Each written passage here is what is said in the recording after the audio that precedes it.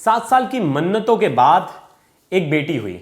उस बेटी के लिए माँ दर दर भटकी, हर मंदिर, हर गुरुद्वारे, हर दरगाह पे जा जाकर मत्था टेका कि कैसे भी उसे बच्चा मिल जाए।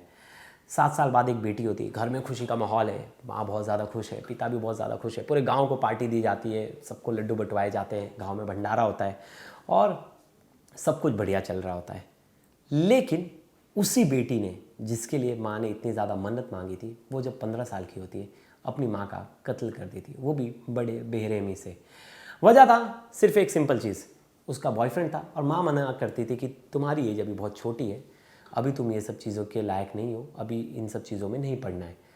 लेकिन उसे माँ की ये बातें बुरी लगती थी और उसे लगता था कि बॉयफ्रेंड से उसकी माँ बीच में दरार पैदा कर रही है और जिसकी वजह से वो उससे दूर होती जा रही है। इसके लिए वो फैसला करते कि अपनी माँ को ही मौत के घाट उतार दे। लेकिन वो अपने मर्डर प्लान में कामयाब भी हो जाती है, माँ का मर्डर भी कर देती है, लेकिन किसी को उस पर शक नहीं होता। लेकिन एक छोटे से क्लू ने इस पूरे मामले को सुलझा दिया था, यानी बाद में पता चला था कि कैसे बेटी ने अपनी माँ का मर्डर किया है। तो क्या ये पूरी मर्डर मिस्ट्री, जैसे मैंने कल भी बताया था कि उड़ीसा में भी सेम कांड हुआ था, एक बच्ची ने अपनी माँ का मर्डर करवा दिया था, लेकिन वहाँ रीज़न कुछ और था और यहाँ रीज़न कुछ और है। तो इस मर्डर मिस्ट्री में हम जानेंगे कि कैसे 15 साल की लड़की ने अपनी माँ का कत्ल कर दिया और कैसे एक छोटे से क्लू ने पूरे केस को ओपन कर दिया। नमस्कार, मेरा नाम है प्रवेश पांडे और आप देख रहे हो क्राइम तक। लखनऊ का चिन्हट का समेरा गांव, वहाँ उषा सिंह अपनी 15 साल की बेटी के साथ रहती थी और 15 साल की बेटी 9th स्टैंडर्ड तक पढ़ाई की थी, लेकिन 9th स्टैंडर्ड के बाद उसकी माँ ने उनका पढ़ाई छुड़वा दी। अब कहा जाता था कि जिस बेटी से इतना ज़्यादा प्यार करती थी उसकी इसने माँ ने पढ़ाई क्यों छुड़वा दी। तो उसके पीछे एक लंबी स्टोरी है, तो हम थोड़ा सा फ्लैशबैक में चलते हैं। शादी के 6 साल बाद उषा सिंह को कोई संतान नहीं थी, कोई बच्चा नहीं था, जिसको लेकर वो बहुत परेशान रहती थी। 2001 में दोनों की इनकी शादी हुई थी और 7 साल बाद जाके बहुत हर मंदिर के चौखट पे पहुंची, हर जगह पहुंची, बहुत ज़्यादा पूजा पाठ करवाया, तब जाके उन्हें लगता था कि बड़ी मन्नतों के बाद 7 साल बाद उन्हें एक बेटी हुई, जिसको लेके बहुत ज़्यादा खुशियाँ थी और पूरे शहर में बहुत ज़्यादा खुशी थी। वो हर घर में उन्होंने मिठाई बंटवाई, सब गांव में भंडारा किया, जो एक नॉर्मल माँ पिता करते हैं खुशी में, सब कुछ किया। 4 साल बाद उनके पिता की मौत हो जाती है। फैमिली कंडीशन अचानक से ख़राब हो जाती है, माँ को बड़ी टेंशन होने लगती है, तो माँ मजबूरी में आकर अब जॉब करना शुरू कर देती है। अपनी बेटी का हर वो इच्छा पूरा करती है जिसके लिए वो ज़िद करती है कि मम्मी मुझे ये चाहिए, वो चाहिए, सब कुछ पूरा करती है। मतलब हर वो चीज़ बेटी की पूरी की जाती है जो बेटी मांगती है। लेकिन बेटी जैसे जैसे बड़ी होती है, जब उसकी 14 साल की उम्र होती है, तो वो पड़ोसी में ही 400 मीटर में दूर में एक नाबालिग लड़का रहता है, उसके साथ उसका लव अफेयर शुरू हो जाता है, यानी वो उसका बॉयफ्रेंड बन जाता है। देखिए उम्र कितनी कम है, नाबालिग है और इस उम्र में उसका बॉयफ्रेंड बन जाता है। मम्मी के मना करने के बाद भी वो उससे बात करना नहीं बंद करती और उसके यहाँ जाती आती रहती है। इस बात से मम्मी को बहुत ज़्यादा गुस्सा आता है उषा सिंह को। वो उसकी पढ़ाई छुड़वा देती है, वो 9th स्टैंडर्ड में होती है, क्योंकि उसके कुछ दिन पहले ये भाग कर चली जाती है अपने बॉयफ्रेंड के घर और उसके यहाँ रहने लगती है। फिर मम्मी कंप्लेंट करती है, पुलिस कंप्लेंट करती है, पुलिस आती है, पुलिस उसके बॉयफ्रेंड को अरेस्ट करती है कि नाबालिग लड़की को कैसे भगा के लेके गया, किडनैपिंग का केस लिखा जाता है और वो लड़का जेल में चला जाता है, जेल में सुधार गृह में चला जाता है। सुधार गृह से जब वो छूट के आता है तो लड़की से बार बार बात करता है और कहता है कि तुम्हारी मम्मी ने हम दोनों को अलग किया, तुम्हारी मम्मी हर चीज़ की जड़ है, तुम्हारी खुशी देखना नहीं चाहती। इस चीज़ को लेकर लड़की बहुत ज़्यादा सोचने लगी। लड़की एक दिन अपने किताब में अपनी मम्मी की तस्वीर रखती है और उसके ऊपर एक्स करती है, यानी डिसाइड कर लेती है कि मेरी मम्मी को रास्ते से हटाना है। इसके लिए वो प्लान कर लेती है।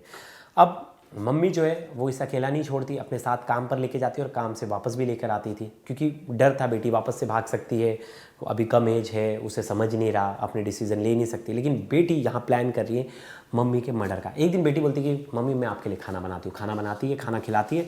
खाना खिलाने के बाद वो गहरी नींद में सो जाती है, जैसा कि बेटी पहले से प्लान कर रखी है। वो उसके बॉयफ्रेंड को बुलाती है कि मम्मी सो गई है, एरिया में भी सब सन्नाटा फैला हुआ है, तू आ जा। वो घर पे आता है और दोनों उस बूढ़ी औरत का गला घोंटकर उसकी हत्या कर देते हैं।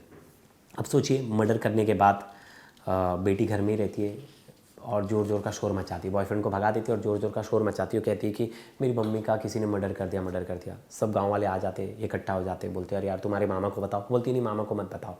2-3 बार जिद करती मामा को मत बताओ, लेकिन गाँव के कुछ लोग मामा को बता देते। मामा आते और पुलिस भी आती है, तो मामा सबसे पहला शक बोलते हैं कि मुझे मेरी भांजी पे ही शक है। वो क्यों बोलते हैं कि कुछ दिन पहले इसके बॉयफ्रेंड को जेल में भिजवाया था मेरी बहन ने, तो इसको लेकर ये इससे ठीक से बात नहीं करती थी और कहीं ना कहीं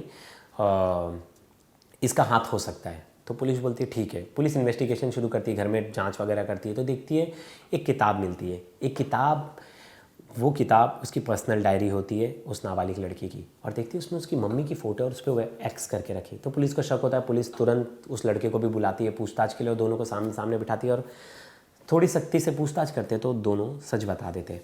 लड़का बोलता है कि इसकी मम्मी ने मुझे जेल भिजवाया था, जिसके बाद मैं बहुत ज़्यादा परेशान था और मुझे बहुत ज़्यादा गुस्सा था इसकी माँ के ऊपर, जिसके बाद मैंने इसको बहुत बार समझाया। मैंने बोला कि तुम्हारी मम्मी हम दोनों के बीच में दरार पैदा कर रही है, तुम्हारी मम्मी को रास्ते से हटाना पड़ेगा, तभी हम दोनों साथ रह पाएंगे। इसके बाद वो रेडी हो जाती है और हम दोनों प्लान करके उनका मर्डर कर देते हैं। जो उनके भाई हैं उषा के, रवि, वो अपनी भांजी से मिलते हैं, उसकी आंखों में आंख डाल के देखते हैं, तो बोलते हैं कि यार उसकी आंखों में ज़रा सा भी ऐसा गम नहीं था कि उसने अपनी माँ की हत्या कर दी। वो गुस्से में उन्हें देखी जा रही थी आंखों में आंख डाल के, और उसे ज़रा भी इस बात का गम नहीं था कि उसने अपनी माँ की हत्या कर दी, और ना लड़के में कोई वो था। लेकिन लड़की का बाद में ऐसा बयान आया पुलिस के सामने कि मैंने लड़के के कहने पर ये सब कुछ कर दिया, और लड़का भी देखो नाबालिग ही है, लड़की भी नाबालिग है। अब दोनों को वापस से सुधार कर भेजा जाएगा। ज़्यादा से ज़्यादा मुझे लगता है 3 साल की सज़ा होगी। लेकिन ऐसे बच्चे सोसाइटी में कितना जल्दी क्राइम की तरफ अट्रैक्ट हो रहे हैं। मैंने कल एक उड़ीसा की खबर बताई थी कि बच्चों में पेशेंस लेवल बहुत कम हो गया है, मतलब अब वो कोई चीज़ सह नहीं पा रहे हैं। पहले तो हमारे पापा तो हमें बेल्ट से मार देते थे, जो कि सच बात है, मतलब तो उस वजह से हम बड़े डिसिप्लिन में रहते थे, बहुत पीट देते थे, फिर भी हमारे अंदर इतनी हिम्मत नहीं होती थी कि हम अपने पिता को आँख उठा के देख ले। तो कभी कभी ऐसा लगता है कि जितनी ज़्यादा फ्रीडम आ गई, हमारे तो टीचर्स भी हमें बहुत पीटते थे, लेकिन ऐसा नहीं था कि मम्मी पापा चले जाते थे टीचर से लड़ते थे। वो बोलते थे 2 थप्पड़ मारे हो और 5 थप्पड़ मारो, तब जाके सुधरेगा। और थोड़ा बहुत मुझे लगता है ऐसा ज़रूरी नहीं है हर कोई मारपीट से ही सुधरता है या मारपीट से वो नहीं बिगड़ता, लेकिन एक था कि बहुत डिसिप्लिन थी चीज़ें, और ना हमें मोबाइल का एक्सेस नहीं था, तो हमारा मन इतना ज़्यादा चंचल नहीं था, फटाक से रील्स नहीं देखते थे हम तो बाहर के स्पोर्ट्स में ज़्यादा लगे रहते थे। लेकिन अभी का जनरेशन है, उसे बड़ा संभल कर पेरेंट्स को हैंडल करना चाहिए, क्योंकि अब जो बोला जाता है कि जेन ज़ी है, ख़तरनाक है। अगर आप उसको जेंटली हैंडल नहीं करेंगे तो क्या पता वो किसी क्राइम के रुख अपना ले या कोई क्राइम ऐसा कर दे जिसके बारे में आपने सोचा भी ना हो। तो ये देखिए दूसरे दिन में ऐसी दूसरी मर्डर मिस्ट्री थी जहाँ नाबालिग लड़की है उसने अपनी माँ को मार दिया है। तो दोस्तों ये स्टोरी कैसी लगी आपको ज़रूर बताइएगा। तब तक के लिए धन्यवाद।